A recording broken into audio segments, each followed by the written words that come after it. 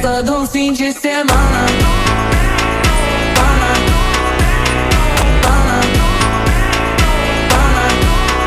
De semana.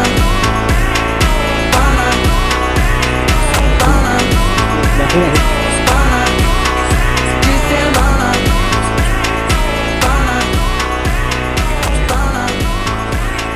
Maligit lang yun sa kanya. Barya lang ha. Yung $20, ano lang sa kanya, barya. Sa kanila, mga bilyon-bilyon na ang halaga. Vice Presidente Su. Sandali lang. Ginoong Chen, sa kabila ng iyong murang edad, ay mayroon ka ng ganitong kayamanan. Talagang napabilib mo ako. Hindi ko alam kung nakakita na nito si Ginoong Chen. Ang hawak kong card na ito ay ang gold card ng Su Group.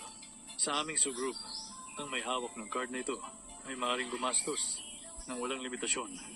Ngunit, base sa kasalukuyang ari-arian ni Ginoong Chen, mukhang pang $100 na serbisyo lang ang para sa iyo.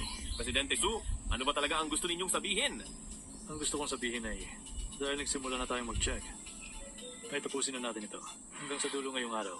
Kung ang iyong mga ari-arian, Ginoong Chen, ay pumasa sa tamang halaga, ang hawak kong ito na, unlimited gold card, ay ibibigay ko sa iyo ng libre.